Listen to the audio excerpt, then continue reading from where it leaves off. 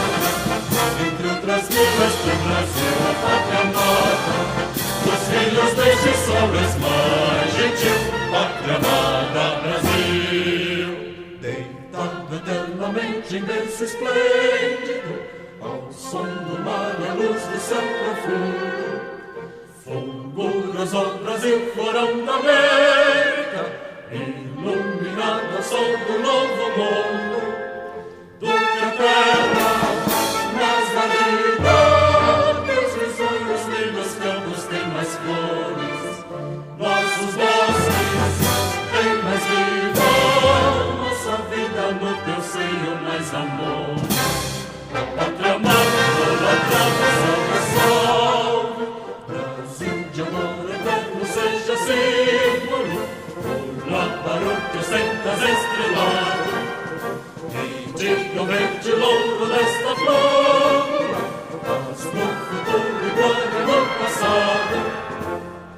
serviço da justiça canta forte. Verás que o vinho teu não foge à luta, nem teme quem te adora a própria morte. Elaborar, entre outras nuvens no Brasil, a pátria amada, os filhos deste sol és mais gentil, pátria amada Brasil.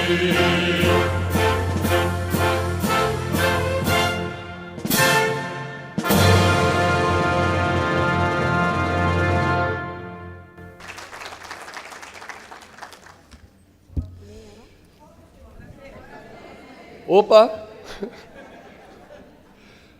Na hora que tem que funcionar, funciona. São desafios, né? Eu acho que tem muita gente que sai de casa para tirar fotografia, para ganhar dinheiro, para ficar famoso, mas eu tenho certeza absoluta que a nossa turma da DST está unida aí há quantos anos? 40 anos, né, Geraldo? Paulo, Nilton, acho que uns 40 anos, e mostra que não concordamos em tudo, discutimos, discordamos, mas a gente segue o trabalho. E isso é mais uma documentação, uma prova que é muito melhor sair de casa para vencer desafios. Esse que é o que move. Esse desafio está aqui, né?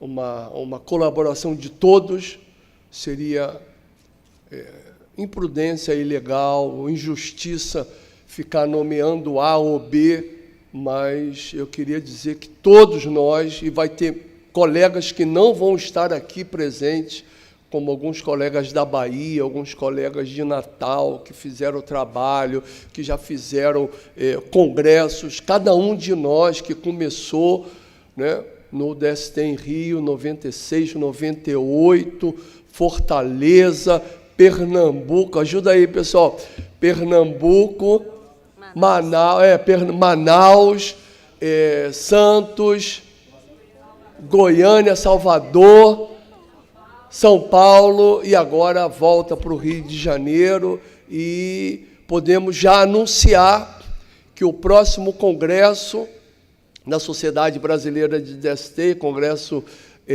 Brasileiro de AIDS, que vai ser ter outro subtítulo, que vai ser um congresso de ligas acadêmicas, que é uma coisa que a gente tem que trabalhar bastante, ligas acadêmicas em DST, que será em Foz do Iguaçu, já foi decidido pela diretoria, com a querida professora Vilma, que foi aluna lá do serviço de DST, especialização, mestrado, e hoje é professora da Universidade Federal da Integração Latino-Americana, em Foz do Iguaçu, que atende ali a tríplice fronteira, Brasil, Paraguai e Argentina. Então, é mais um desafio. Então, nós temos que agradecer a todos, sem exceção, o apoio do programa, do Ministério da Saúde, das sociedades, de cada um de nós, que pode ser uma ação pequena, mas sair de casa, largar seus afazeres, estar aqui ainda, né, nesse evento, e nós acabamos de ter uma reunião agora de periódicos científicos, no qual, de repente, nós éramos os mais velhos, né, talvez como editores, desde 89, mas o nosso jornal brasileiro está vivo até hoje. Está vivo porque a gente tenta fazer esse trabalho e tem esse apoio de todos. Então, é uma satisfação muito grande, nós temos pouco tempo para fazer toda essa abertura, e eu agora gostaria de chamar uma querida colega, colaboradora, ex-presidente, fez congresso mundial, fez congresso brasileiro, que é a colega Adele Schwartz Benzaquem, para fazer as suas palavras aqui como uma representante, não do Ministério. Eu acho que a Adele, para nós, não é uma representante do Ministério. Ela está representando o Ministério, mas ela aqui representa uma guerreira, um trabalho de DST, uma luta, os desafios que a gente tem vivido e sofrido e aprendendo. Então, gostaria que a Adélia fizesse o seu pronunciamento.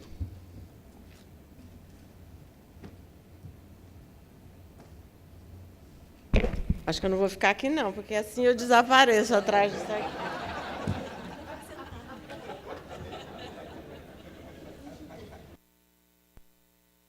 E como eu sempre falo, olho no olho, então acho que é melhor eu falar daqui mesmo. Então, vamos lá. Eu tenho que falar do meu lugar. E hoje eu estou aqui, diante de vocês, falando como diretora do Departamento de Infecções Sexualmente Transmissíveis, HIV/AIDS e Hepatites Virais. E dizer o quanto que eu me orgulho dessa posição, que não foi conseguida por nenhum tipo de conchavo político, mas talvez pela história que eu consegui percorrer ao longo de mais de 35 anos de trabalho com IST, HIV/AIDS, por questões do destino, eu chego, então, a Brasília. Então, desse lugar que eu falo, é que eu gostaria muito de conclamar a todos vocês aqui presentes. Pela primeira vez, esse país vive uma gestão, e eu não vou falar só em meu nome, eu vou falar em nome dos 250 técnicos do departamento, que hoje trabalham tendo como as ISTs no centro da resposta brasileira. Os exemplos foram inúmeros. Está funcionando? Os exemplos foram inúmeros.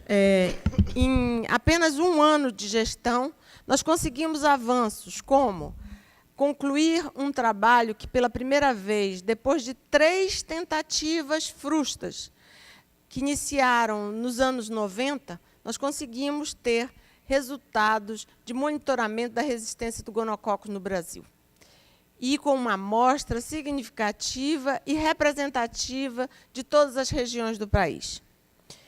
Nós avançamos com relação ao HPV, em parceria muito próxima, muito obrigado, Gorete, com o PNI, mas numa lógica baseada em evidências, conseguindo os 2 departamentos, o DEVIT e o departamento de IST, conseguimos, junto ao PROAD-SUS, fazer um monitoramento, que é uma linha de base da prevalência do HPV no Brasil, que vai servir como uma medida de medir o impacto dessa vacinação que tanto custa para o nosso país. Sífilis, é preciso muita coragem, e essa coragem o departamento teve, de chegar no Dia Nacional de Enfrentamento da Sífilis e declarar que o Brasil vive uma epidemia. Isso não só na presença do ministro da Saúde, como também na presença de toda a mídia que estava presente em outubro passado.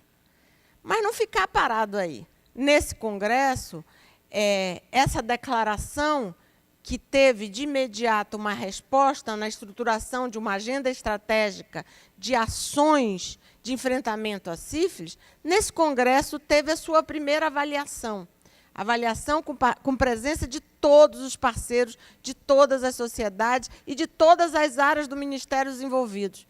É a primeira vez que isso acontece. Outros avanços deverão acontecer, mas esses avanços só vão ser possíveis se vocês realmente se engajarem. Vocês, os antigos lutadores pelas DSTs, têm que comprar a nova fase das ISTs. A mudança de nome, apesar das resistências, ficou muito dividida, o nosso grupo, que foi chamado, metade achava que devia mudar, metade não. Mas eu digo a vocês que nós, do departamento, não nos arrependemos. É uma nova fase que o Ministério da Saúde está vivendo. Então, por que não mudar o nome também e falarmos de uma forma mais correta e em harmonia com toda a linguagem internacional? O Brasil não pode vir para um congresso desse mundial e ficar rebaixando o nosso país. Eu me envergonho de brasileiros que fazem isso. Acho que nós temos que estar aqui enaltecendo todos os avanços que nós conseguimos, independente de impeachment, independente de crise econômica. Nós crescemos. E se vocês não reconhecerem isso, e se voltarem para o estado de vocês e disserem, nós vamos agora começar a trabalhar de uma forma mais harmônica com o Ministério da Saúde, porque essa é a chance para que ST realmente seja centro da resposta. Desculpa a minha empolgação. Mas para os próximos avanços, nós precisamos disso. Nós não precisamos que as pessoas digam, olha, você tem que fazer isso ou aquilo. Porque nós sabemos, nós não somos recém-chegados. Eu já sou uma sessentona que a vida inteira foi uma mulher de nota só e que só trabalhou com IST, HIV/AIDS. Então, não resolve vocês chegarem numa forma reativa e tentar dizer para o Ministério o que deve ser feito. Vamos juntar esforços, vamos criar serviços de IST e que, garanto, o recurso vem. Porque não adianta nada você ficar numa maré de tentar ficar choramingando sobre o passado. O Ministério da Saúde, em gestões passadas, achava que a única coisa que fazia com o IST era apoiar os congressos brasileiros. Mas, no seu dia a dia, IST não era o centro da resposta. E hoje ela o é. Então, a minha mensagem hoje aqui é conclamo vocês nessa empreitada, vocês têm que aproveitar enquanto eu estou lá, enquanto eu aguento ficar lá, para que realmente as IST cresçam e se consolidem no país. Então, é disso que eu queria falar. Muito obrigada.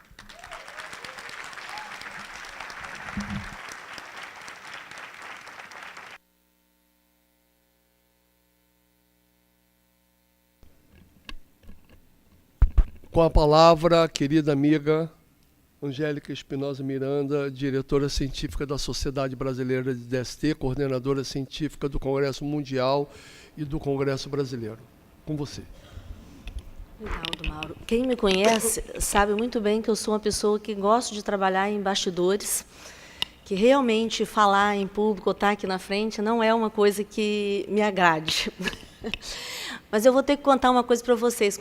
Toda vez que eu ouço o hino nacional, eu fico tão emocionada. E aí a gente vê o que a Adélia falou, o país está em crise, mas a gente vê esse auditório lotado de gente interessada em estudar, em aprender e fazer a diferença. Isso é o que o brasileiro tem de muito bom e a gente tem que estar cada vez mais valorizando e mostrando isso. Porque haja crise, mas quem de vocês parou de trabalhar algum dia? Quem de vocês parou de atender os pacientes, parou de fazer assim, a gestão? A gente não para. Entendeu? Tem crise, tem problema? Aonde que não tem? Né? Então, assim, eu acho que a gente é um povo capaz de superar as adversidades. E é o que a gente tem feito muito bem. Então, essa coisa que é mal vista, que é o jeitinho brasileiro, na verdade, é um dom nosso. Porque a gente não dá para andar em frente, a gente consegue ir para o lado, dar a volta e continuar sempre produzindo, sempre fazendo. E eu aqui hoje, na verdade, queria agradecer muito a vocês, porque se esse congresso aconteceu, foi porque todos nós estamos aqui juntos. Que eu devo dizer que eu e o Mauro passamos assim péssimos momentos, porque tinha muita gente acreditando no fracasso desse congresso, e ver agora esse salão cheio, e ver os estrangeiros elogiando, falando que foi bom, que sobreviveram ao Rio de Janeiro, tem sido uma glória. Nem todos, que nós tivemos um assalto. Mas, assim, no final, ninguém morreu, ninguém aconteceu, e nós estamos aqui todos vivos e felizes e sorrindo, apesar das adversidades. E a gente não pode deixar de dizer que isso não foi uma ação isolada da diretoria da Sociedade Brasileira de DST. Isso foi uma parceria de muitas mãos. E aí eu quero aqui agradecer de público a Adélia Benzaquem, que é a diretora nacional não é diretora do departamento, não tem o nacional, né? Eu sempre boto o nacional porque tem os departamentos estaduais. Isso, do departamento de IST, HIV e hepatites virais, porque foi um apoio inimaginável que você deu. Como sempre, o departamento apoia o Congresso, mas o fato da gente ter a Adélia, que é oriunda das IST, isso deu um apoio muito mais de próximo, e que, assim, nem sempre a gente se acha merecedor, mas que foi muito bem-vindo, Adélia. E aí, em seu nome, eu quero agradecer a todos os técnicos do departamento, porque vocês são todos maravilhosos, estão sempre à disposição, sempre dando apoio, e ainda colocar esse stand maravilhoso, que os gringos falaram, crise no Brasil? Aqui não tem crise, nós somos todo mundo bonito e elegante, igual o stand do Ministério da Saúde, que tinha até uma sala de reuniões, né? Então, assim, isso é a gente mostrar um Brasil bonito, um Brasil para frente, que é o que a gente quer, né? Então, assim, se tem problema de crise? Tem problema de crise, mas vamos falar das coisas bonitas e maravilhosas que a gente pode fazer contra profissionais de saúde que trabalham com IST/AIDS. Então, foi um trabalho de muitas mãos, eu agradeço a vocês, e assim, pelo sucesso que tem sido esse congresso, e que agora eu fiquei super feliz, porque a gente já tem o próximo congresso em Foz do Iguaçu. E aí o Mauro, isso quando me anunciou, eu fiquei toda feliz, ele falou, mas você, nos últimos meses, você só me fala que você nunca mais quer ouvir falar em congresso de DST. Aí eu falei, você está provando que eu sou uma mulher sem palavra. Mas, Mauro, eu queria te agradecer também pela oportunidade, que foram anos assim que, esses últimos 2 anos, eu queria matá-lo pelo menos uma vez por semana. Mas a gente chegou até aqui e passamos por um segundo passo do nosso relacionamento, né?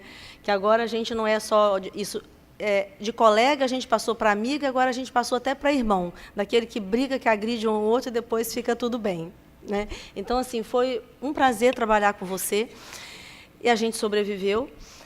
E eu queria agora chamar o Newton. Você, o Newton, isso, como da diretoria de IST, que eu e o Newton... Da de IST, já estou eu aqui. Da IST. Que bom. Da sociedade IST, que o Newton vai falar. Boa tarde a todos. Me solicitaram para que fizesse algumas considerações. Queria colocar o primeiro slide, por favor. E eu tomei a liberdade de colocar alguma situação no que diz respeito para que nós possamos entender, na verdade, existem 4 estruturas que aconteceram e que estão acontecendo e que talvez não todos nós saibamos, e que respondem por esse congresso. Então, eu queria colocar bem rapidamente, porque nós estamos com o tempo bem contado. Então, nós estamos aqui, veja como nós somos jovens, no 12º Congresso Brasileiro da ST e o 7º Congresso Brasileiro de AIDS. Enquanto que a IUST, que é uma dessas estruturas, que é a União Internacional, e a ISTTR, que é a União que é a Sociedade Internacional, que elas duas se mesclam, mas são 2 estruturas separadas, mas que se mesclam, já estão lá no 22º e no 18º, que agora estão aqui os 4 acoplados nesta situação. No que diz respeito à nossa sociedade, vejam só, em 75, os nossos parceiros urologistas tiveram uma importância aqui dentro da nossa sociedade, porque esses 2 grandes médicos, Coríntio Santos e Altino Catapã, e mais um emérito professor, criaram a União Brasileira contra as Doenças Venéreas, naquela época chamada de venéreas, que foi a célula máter da União Latino-Americana contra as enfermidades de transmissão sexual, a ULA-CETES. E vejam que após o primeiro congresso mundial, que aconteceu lá em Porto Rico, em São Juan, em 81, e em 82 foi criada, por acaso, daí aqui em Niterói, a União Fluminense contra as Doenças, que naquela época foi um capítulo estadual do Rio de Janeiro, no caso, da União Brasileira contra as Doenças Venéreas. E em 88, com a participação de vários colegas, foi fundada, então, a Sociedade Brasileira de Doenças de Transmissão Sexual. E daí, por uma contingência dentro da legislação, passou para a Associação Brasileira para o Controle das Doenças Sexualmente Transmissíveis. Ficou até bacana, ó, ABC, o ABC das DST, um ABC-DST. Então, dentro desta a sociedade já foram aqui colocados, nós tivemos aqui vários presidentes, que estão aqui numerados, e quem era esse médico, esse emérito professor, que junto com os outros dois fundou a União, também chamada União, que era a União Brasileira contra as DST. Ele era um dermatologista, então nós já tínhamos urologistas, dermatologistas, e ele fazia dermatologia sanitária, saúde pública, livre docente pelo Departamento da Faculdade de Saúde Pública da Universidade de São Paulo, responsável pela dermatologia sanitária. Era, sobretudo, esse homem, ele era um líder, um estudioso por vocação e portador de uma invejável hierarquia científica. Infelizmente, nos deixou precocemente, com 63 anos. Este era o professor Walter Belda, uma salva de palmas. Grande professor Walter Belda, imagino que nem todos tiveram a oportunidade da sua convivência, eu tive parte dessa oportunidade, mas era uma pessoa realmente fantástica, brabo que era, e cientificamente fantástico, e agregador fantástico. Então, como tem essa situação, nós, um grupo aqui, resolvemos criar uma medalha. E a medalha nada mais justo que tivesse o nome do professor Walter Belda, já que ele foi o grande baluarte das doenças de transmissão sexual.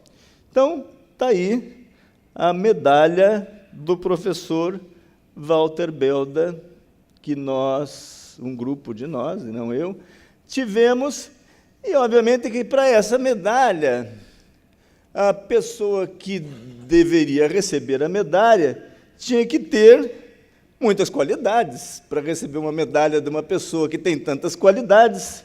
Então, nós estávamos procurando aqui uma pessoa que fosse, sobretudo, humana, profissional, tivesse caráter, criatividade, proatividade, liderança, controle, etc.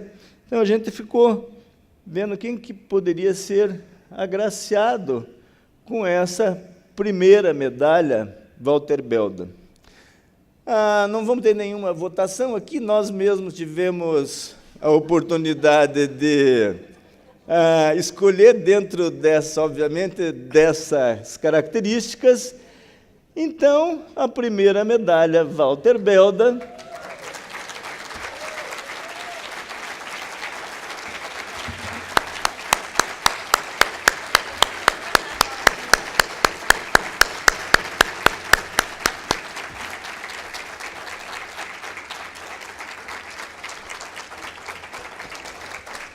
Então,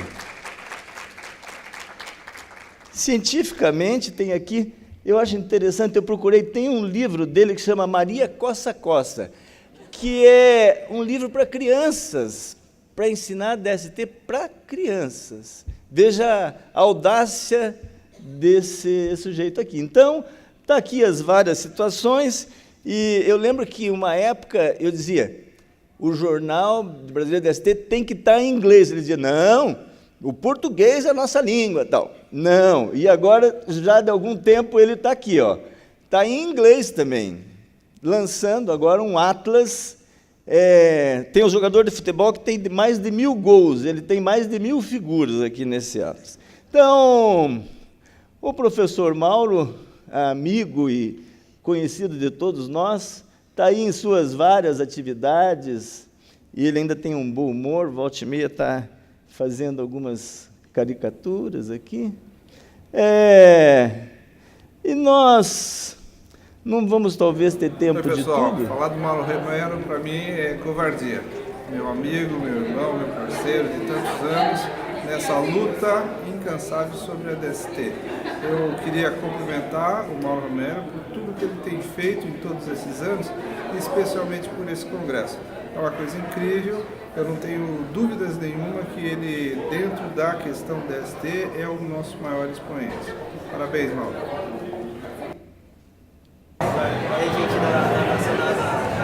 Definir Mauro em poucas palavras, isso é impossível, Renata, não dá. Mauro é muito mais do que poucas palavras. Mauro é um cara determinado, aguerrido, sonhador, enrolado, faz 1000 coisas ao mesmo tempo, às vezes consegue resolver tudo. E o Mauro é o cara que, vamos lá, que no final dá certo. Se não deu certo é porque não chegou ao final ainda. Esse é o Mauro Romero. Mauro Romero, para mim, é o Maurinho, irmão, que a gente conhece há mais de 20 anos. A gente trabalha brincando. Nós somos pessoas que, apesar de morar muito distante, a gente mora no coração do outro. Eu tenho um Mauro como um grande amigo e irmão. Amigo Mauro, como eu falei recentemente, você é a pessoa em que a amizade, ela reside. Você sempre é um coração aberto, e uma pessoa que a gente nunca pode dizer não. Você sempre pensa em todos nós, com carinho e de bem.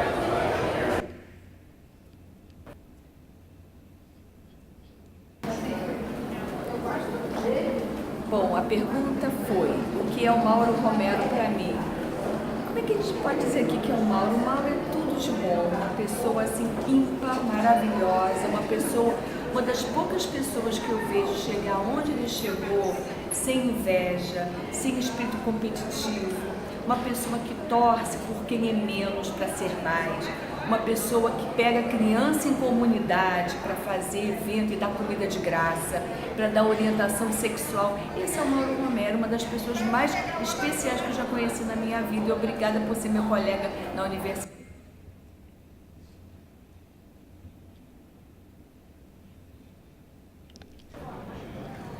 O que eu posso falar de Mauro Romero? Falar no nome de Mauro Romero é falar em DST no Brasil, porque as duas coisas isso se misturam. Mas o que falar mais de Mauro Romero, que DST não é a linha de pesquisa do professor Mauro Romero, mas é a vida do médico Mauro Romero. Que tudo que ele faz na vida, ele faz com o coração, ele faz com amor. E é isso que a gente consegue ver em tudo que ele cria. É no livro, é na aula, é no congresso, é na vida familiar, na vida com os amigos. E o que eu posso dizer, eu, Angélica, o Mauro Romero hoje não é mais um amigo e colega, mas é meu irmão. Professor Mauro Romero Léo Passos, grande homem, grande cientista, organizou um congresso sensacional, tenho um orgulho de dizer que sou seu amigo.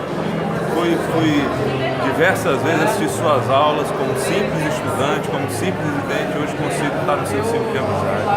Você é um cara sensacional, de humildade sem par, eu me sinto muito orgulhoso de estar nessa roda. Um grande beijo para você.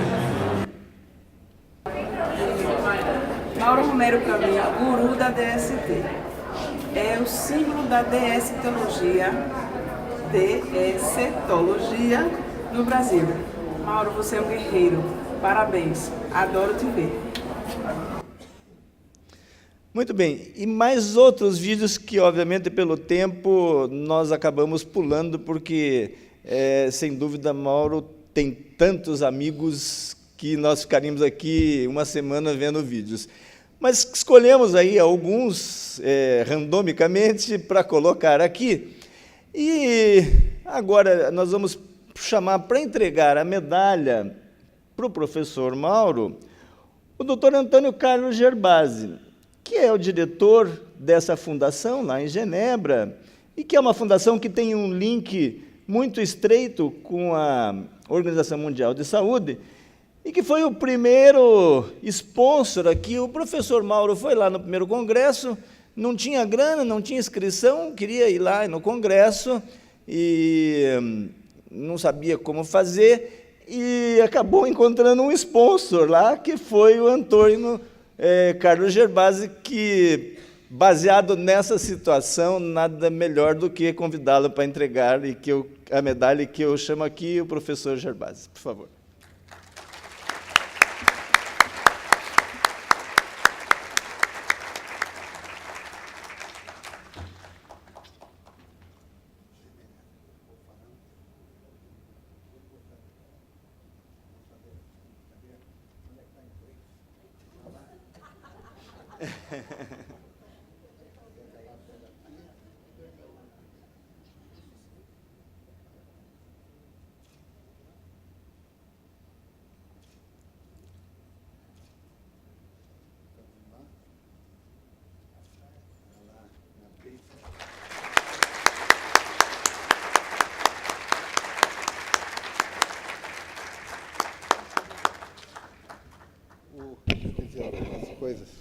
Bom, o Mauro, realmente, ele ficou no meu quarto, em Puerto Rico. Chegamos junto com o professor Belda, e eu encontrei ele no aeroporto. Ele corria para lá e para cá. Corria para lá e para cá. Eu vou para Porto Rico, eu vou. Daí me apresentaram ele, disse assim, mas eu não tenho hotel, posso ficar com você? Eu digo, claro, porque com o Mauro a gente se encontra e não é um aspecto analítico, é um aspecto holístico. O Mauro passa um bom astral e passa confiança, e se fala 30 segundos em EST, a gente sabe que ele sabe. Então, juntando afeto, juntando técnica, funcionou tudo. Eu gostaria, então, de aproveitar a oportunidade para não falar do passado mais, porque nós temos uma meta agora. Eu acho que toda essa experiência que o Mauro tem, a maravilha de ter a dele no Ministério, todo mundo, essa audiência toda aqui, nós estamos no princípio da eliminação das IST. Nós temos uma meta para 2030 de eliminar as IST como problema de saúde pública, que não quer dizer erradicação, não vamos erradicar, mas vamos baixar a um certo nível, e o Mauro vai ser a pessoa-chave para isso aí, com vocês todos juntos. E, Mauro, parabéns, eu fico orgulhoso de você, e vamos continuar a trabalhar, né? Com você vai ser fácil.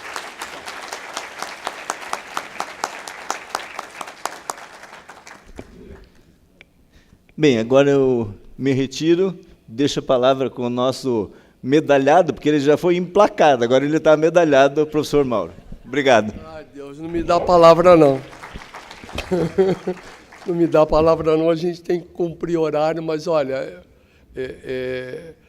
falar que estava pensando nisso, que estava esperando, realmente eu nem imaginava que estava sendo tramado essa coisa. Tenho certeza absoluta que essa medalha vai para muita gente. Tem muita gente que tem que merecer essa medalha, esse trabalho todo. Não sei nem o que falar, só gostaria de agradecer muito minha família.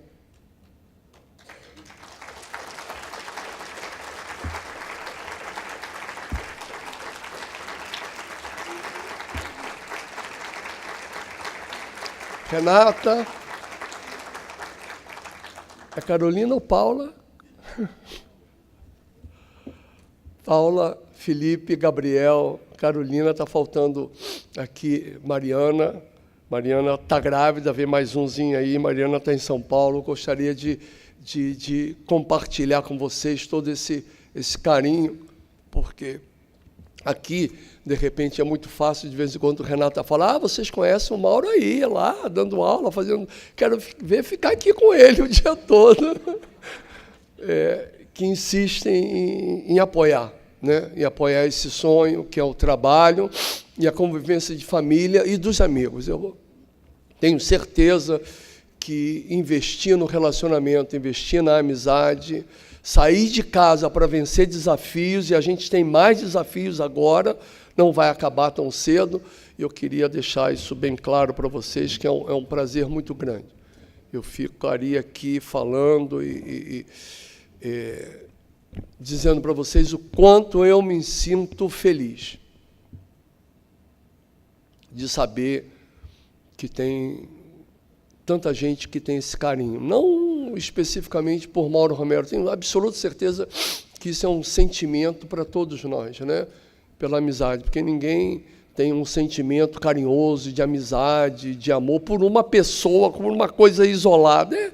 É uma representação. Então, tio Nilton, tio Paulo, tio Ivo, tia Luísa, tia Angélia, tia Isabel, Mariângela e Geraldinho, Valdir, Roberto, Luci, Antônio, Gerbásio, Telai, Gilberto, Eleutério, enfim, um mundaréu de gente, Adele. E parece que quando a coisa é feita de uma forma carinhosa, vocês não imaginam que horas que nós recebemos a notícia de que o Brasil tinha sido escolhido para receber o Mundial.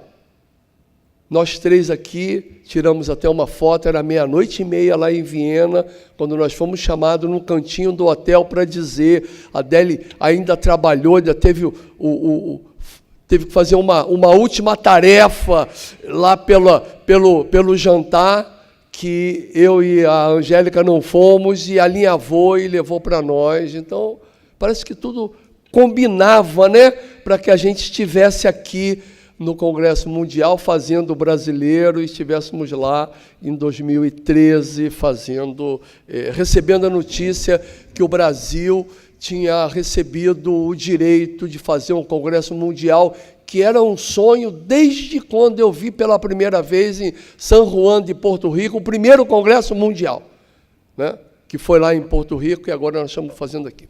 Não temos muito tempo para variar, a gente vai atropelar, mas a gente, pelo menos, gostaria de chamar o colega... Deixa eu pegar. Não, a Denise não veio, né? Quem veio no lugar da Denise para fazer, a gente tinha preparado, não teria todo esse espaço no meio, mas a primeira palestra a gente vai acontecer, não sei se a segunda vai, talvez na minha fala, porque o Brasil precisa hoje de um Dia Nacional de Luta contra a Sífilis. Não pode ser um sonho começando com A de Adele, Angélica, para chegar lá no Z. Eu acho que tem que ser um compromisso de todos nós.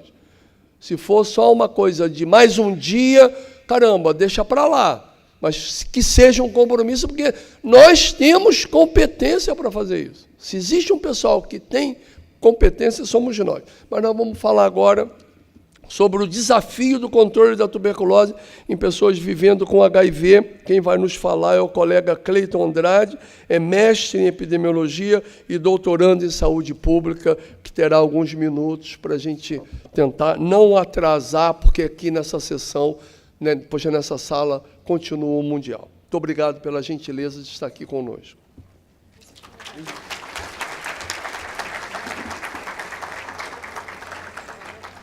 Ok, certo, obrigado. Então, boa tarde a todos.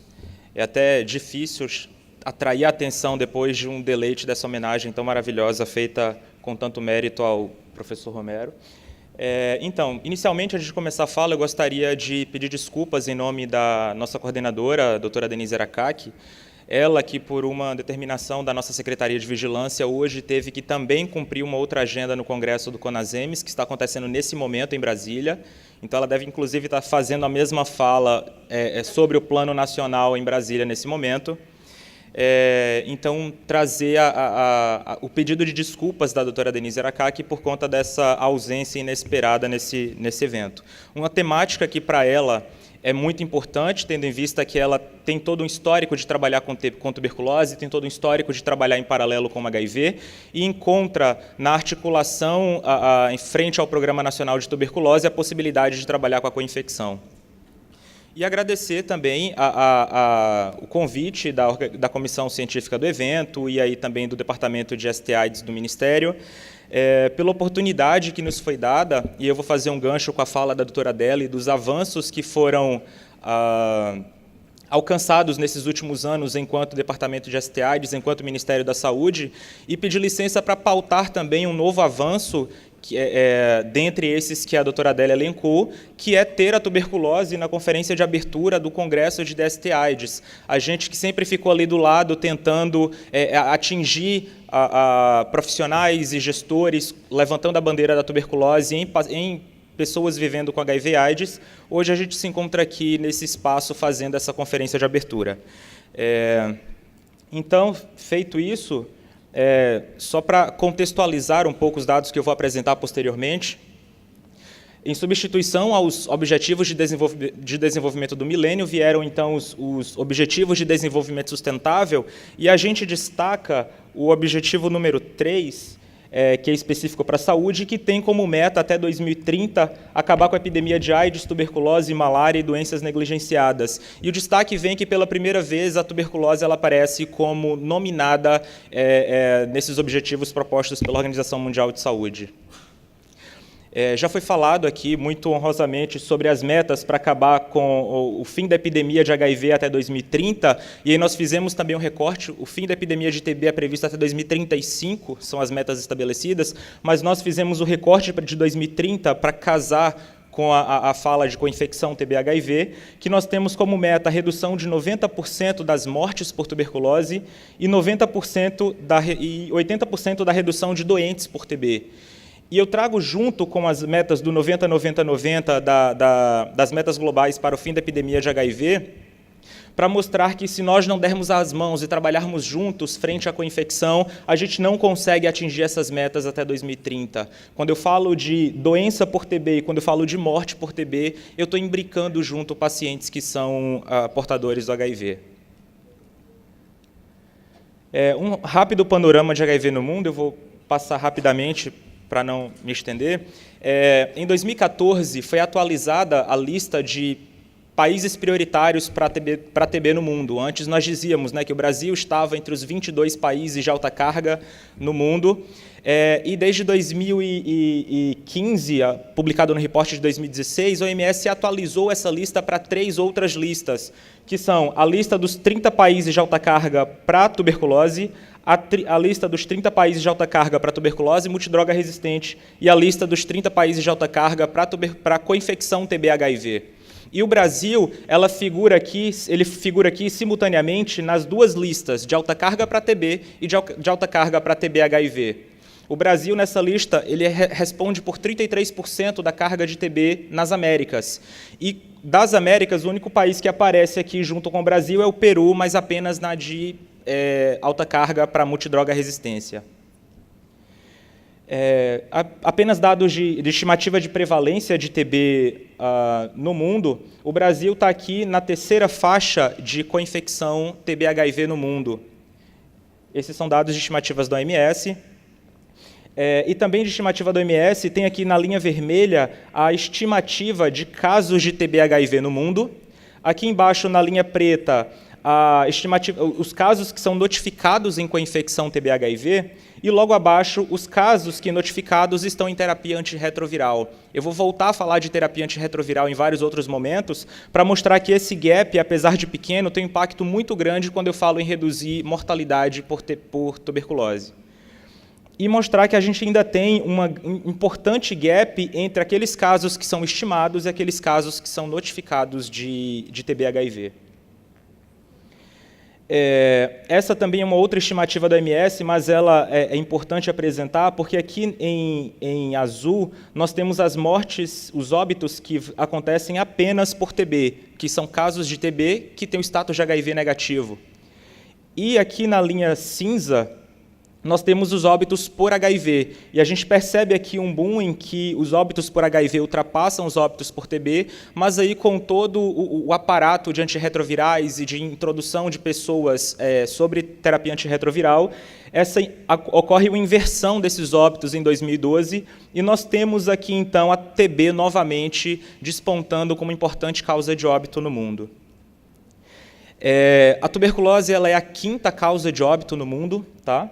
Nós somos a 5ª doença que mais leva o indivíduo a óbito no mundo. E quando nós olhamos como doença infecciosa de agente único, a tuberculose é a 1ª causa de óbito no mundo. E muitos desses óbitos, eu vou mostrar mais para frente, são óbitos relacionados à pessoa vivendo com HIV/AIDS.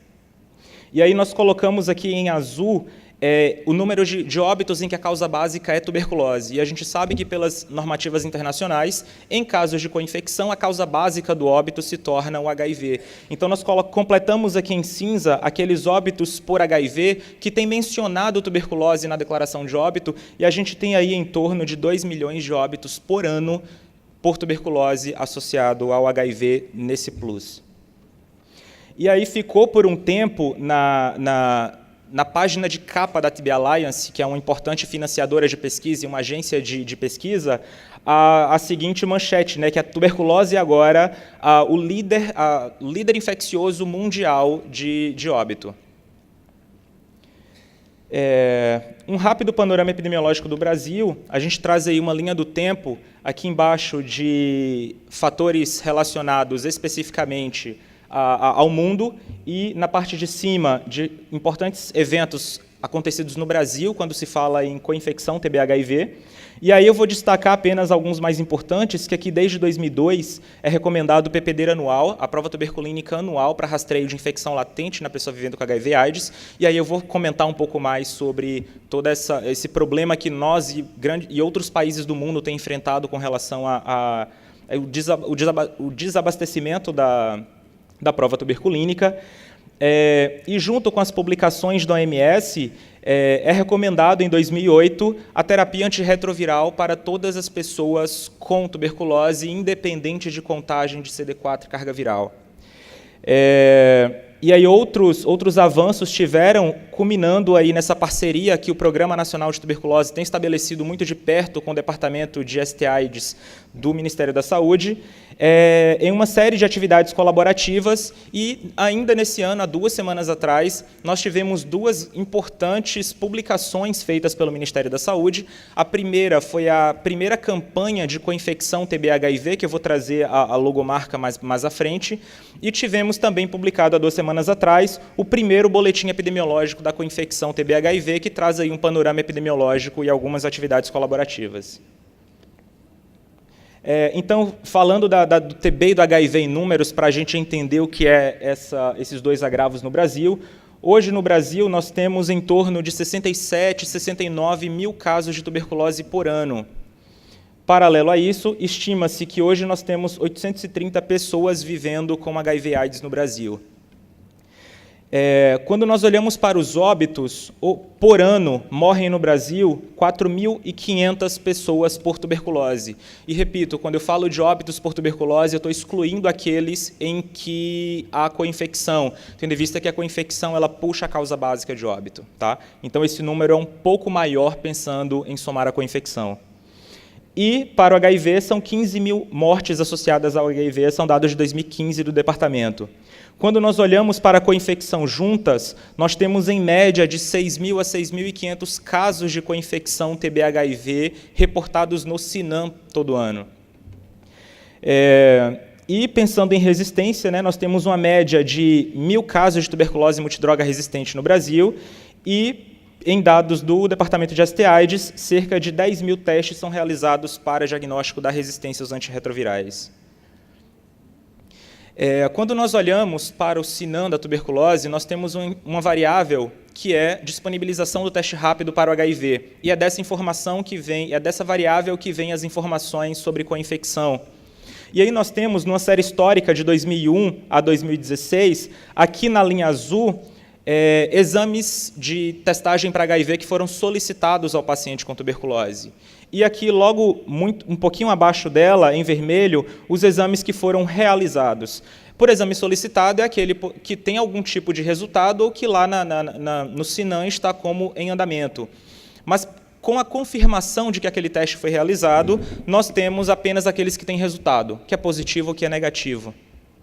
E aí nós percebemos, historicamente, uma crescente, tanto no HIV realizado quanto no HIV solicitado, e, para nossa surpresa, e isso é bom para nós, a nossa constância de coinfecção se mantém ali em torno de 9 já durante alguns anos.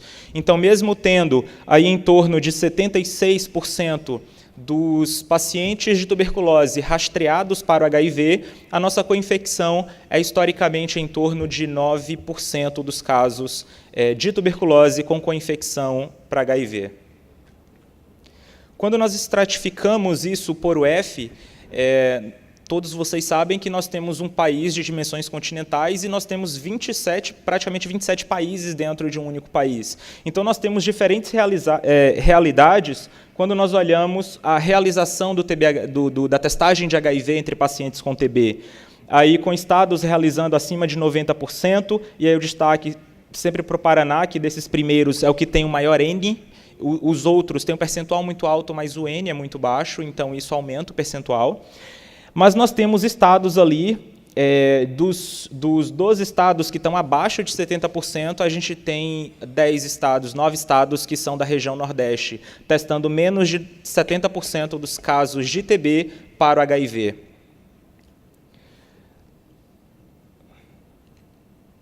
Quando nós olhamos o percentual de coinfecção, como eu sinalizei anteriormente, o Brasil, no ano de 2016, registrou um percentual de coinfecção de 9,4%, ou seja, 9,4% de todos aqueles 67 mil casos de tuberculose apresentavam coinfecção com HIV. E quando nós estratificamos por UF, nós observamos as disparidades que tem no país, com estados aqui com percentuais muito acima dos 9% do país, como Rio Grande do Sul, Santa Catarina e Amazonas, aí figurando de 15% para mais. E nós temos estados que têm um percentual de coinfecção menor, e aí alguns estados do Nordeste e o Acre lá com 2%.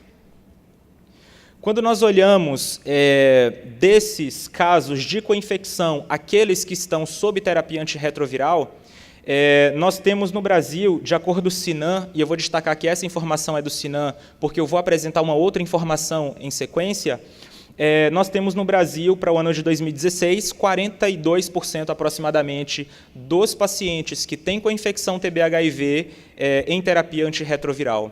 E é importante destacar que a terapia antirretroviral para o paciente em coinfecção TB-HIV significa redução de óbito. E também esse percentual nacional que eu apresento nesse gráfico, por conta do Sinan, quem aqui trabalha com bases de dados em São Paulo sabe que o sistema de informação de São Paulo é diferente do restante do país, então a gente praticamente não tem São Paulo nessa base. A gente tem São Paulo aqui em penúltimo, mas a gente só tem praticamente 30% das informações de São Paulo nesse gráfico. E isso se dá um problema de transferência de dados. E São Paulo, a gente sabe, ele hoje responde por quase 25% da carga de tuberculose do país, então possivelmente esses dados são um pouco melhores quando os dados de São Paulo também melhorarem. E aí, quando nós estratificamos a situação de encerramento, quando nós olhamos para o encerramento do caso de tuberculose, e lá na frente nós separamos aqueles que tinham resultado positivo para HIV, daqueles que tinham resultado negativo para HIV, a gente se estarrece com os dados. O que acontece? Aqui em azul, nós temos os indivíduos que têm status negativo para HIV. Quando nós olhamos para a cura, nós temos quase 80% de cura dos casos de tuberculose que são negativos para o HIV. Lembrando que a meta da OMS é de cura de 85% dos casos de tuberculose.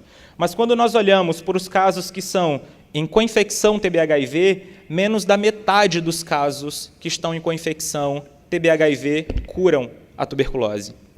E para onde que estão indo esses casos que não curam?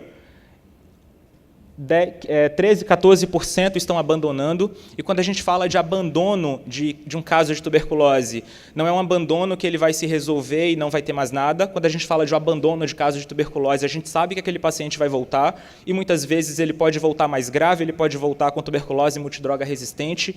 Então, esses casos que estão abandonando são preocupantes, e a gente percebe aí uma diferença de quase 40% no abandono.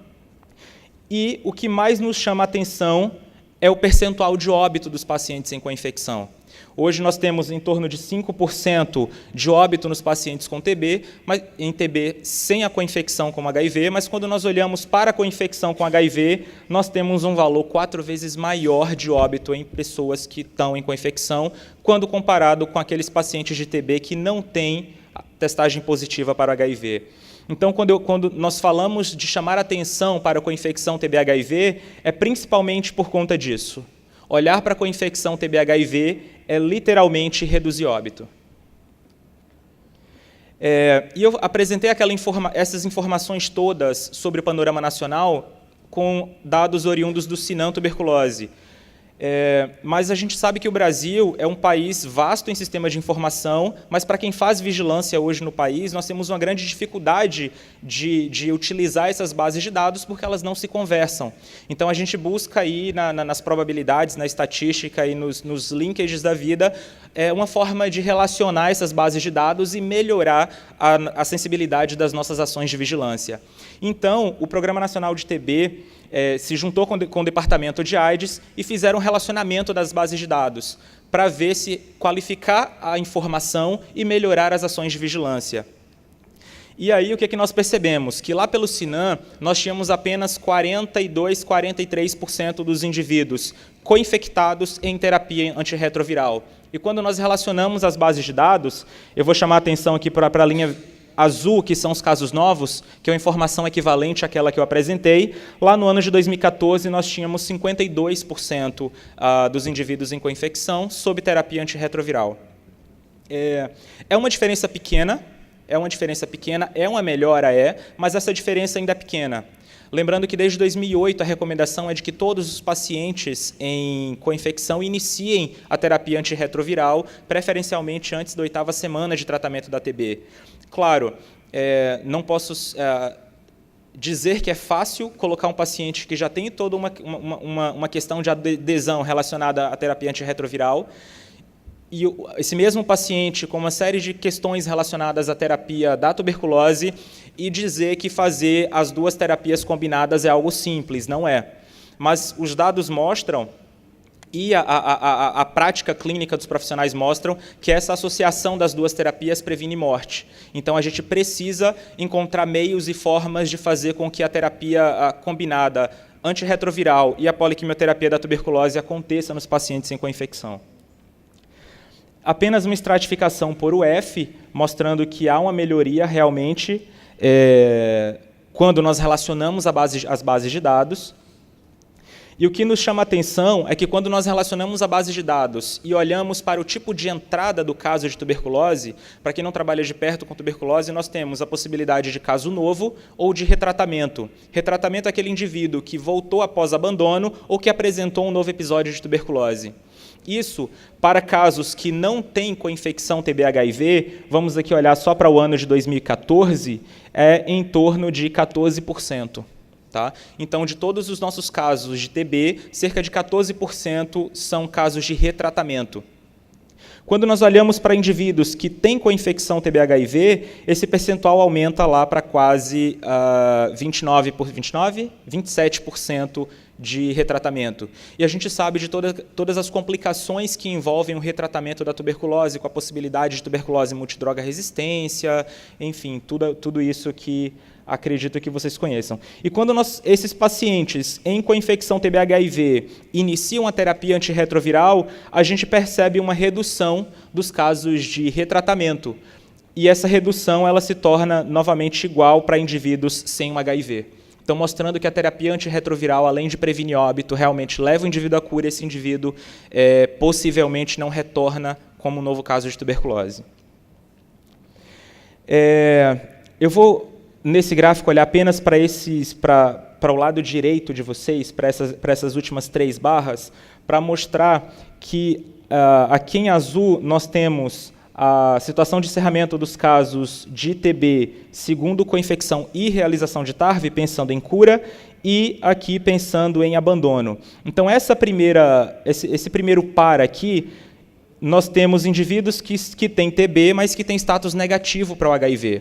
E o que nós percebemos? Que a cura está lá em cima e que o abandono está aqui em torno de 10, 11%.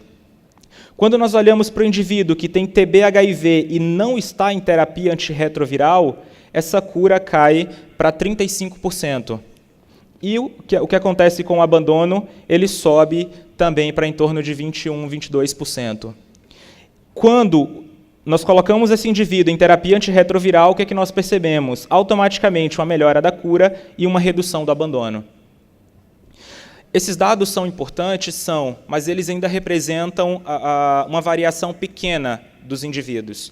Quando nós olhamos especificamente para óbito, E aí é disso que o Programa Nacional de Tuberculose sempre fala quando fala de indivíduos co-infectados em terapia antirretroviral, olhando aqui apenas para o ano de 2014, quando nós olhamos para indivíduos que têm TB-HIV e não está em terapia antirretroviral, nós temos em torno de 24% dos indivíduos indo a óbito. Quando nós olhamos para indivíduos co-infectados que estão em terapia antirretroviral, nós temos 15% desses indivíduos indo a óbito. Ainda é um percentual alto, mas nós percebemos já uma diferença aí de 36% quando comparamos esses dois grupos. Então, novamente, encontrar meios de aumentar a cobertura antirretroviral em indivíduos co-infectados impacta aqui, na redução de óbitos. Aqui é só com relação à situação de encerramento, eu vou pular. E falando um pouco das atividades colaborativas, desde 2013 foi publicada essa cartilha, né, que são as recomendações para o manejo da co-infecção TB-HIV no serviço de atenção especializada, isso mostrando que já de algum tempo os programas eles tentam se alinhar para as recomendações, e aí várias recomendações são estabelecidas nessa cartilha, mas dado aquilo que as informações nos apresentam, a principal recomendação é o início oportuno do antirretroviral, idealmente entre 4 e 8 semanas de tratamento da TB, como tendo um maior impacto na redução da letalidade nos casos de co-infecção. E aí eu já comentei de forma rápida sobre as atividades colaborativas. Foi lançada há 2 semanas a campanha TB-HIV, ela está disponível para ser acessada online. E foi lançado também o primeiro boletim epidemiológico da co-infecção TB-HIV, que é um panorama epidemiológico e um resumo das atividades colaborativas, muitas dessas que eu já trouxe aqui de forma bem rápida. Esse boletim e a campanha eles podem ser acessados no site da SVS, no site do Departamento de AIDS, no site da tuberculose, ele está disponível para ser propagado. E nós lançamos também, na Expoep, há 2 semanas atrás, o Plano Nacional pelo Fim da Tuberculose como Problema de Saúde Pública. E aí, falando de forma rápida sobre esse plano, nós temos, nesse plano, um diferencial que foi dividir o Brasil em cenários epidemiológicos. Então, nós temos aqui em 2 cores, o Brasil dividido por situação socioeconômica, mas quando nós dividimos esse Brasil por situação socioeconômica, nós fizemos uma nova divisão dos municípios, levando em consideração alguns indicadores operacionais. E de 6 indicadores operacionais que estavam estatisticamente relacionados à incidência de TB, um deles era o coeficiente de detecção de AIDS. Então, quando nós pensamos na construção, principalmente das recomendações para o pilar 1 desse plano nacional, nós temos várias recomendações específicas para a TB, pensando que a TB ela foi estatisticamente relacionada à redução do coeficiente de tuberculose, de incidência de tuberculose. E quais são, então, os desafios para o controle da tuberculose? Eu vou só passar esses slides, porque eu apresento eles de forma resumida aqui. Só mais 2 slides. Então, para estabelecer e fortalecer os mecanismos efetivos de colaboração, nós precisamos, então, ter uma ação efetiva dos programas, e isso nós estamos construindo no dia a dia dentro do Ministério da Saúde, mas isso precisa repercutir em nível estadual, em nível municipal, isso precisa repercutir na atenção primária, secundária e terciária, em todas as esferas de gestão. A adoção dos boletins e das campanhas, como eu falei, que é algo que vai acontecer de forma sistemática a partir de agora, esperamos. Ampliar a testagem rápida do diagnóstico de HIV para portadores de tuberculose, pensando em reduzir a carga de tuberculose na pessoa vivendo com HIV AIDS, fortalecer o tratamento preventivo da pessoa vivendo com HIV AIDS, é um dilema que nós temos em fomentar a adesão médica à quimioprofilaxia, pensando que nós hoje vivemos um problema sério com o desabastecimento da prova tuberculínica no país, é algo que esperamos normalizar, até o começo do próximo ano, mas precisamos ampliar o acesso diagnóstico da infecção latente e o tratamento da infecção latente, ou com a isoniazida ou com a incorporação de novas tecnologias. E reduzir a carga de HIV em pessoas com TB, fazendo o monitoramento individual da pessoa vivendo com HIV/AIDS e da TB, incluindo na ficha de notificação mais informações dessa coinfecção. Nós já fizemos isso com o TARV, estamos discutindo melhorias nessa ficha e propiciando o início oportuno da terapia antirretroviral para pacientes com TB. Acho que era isso.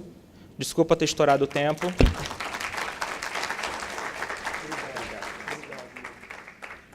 Então, vamos dar por encerrada essa sessão de abertura, deixando para um próximo movimento a palestra sobre abertura sobre o Brasil precisa de um Dia Nacional de Combate à Sífilis. Aí a gente vai, no momento oportuno, voltar para que, na terceiro sábado de outubro, já que já tem uma lei, já foi sancionada, para ter um dia oficializado de um Dia Nacional de Luta contra a Sífilis, que é no terceiro sábado de outubro de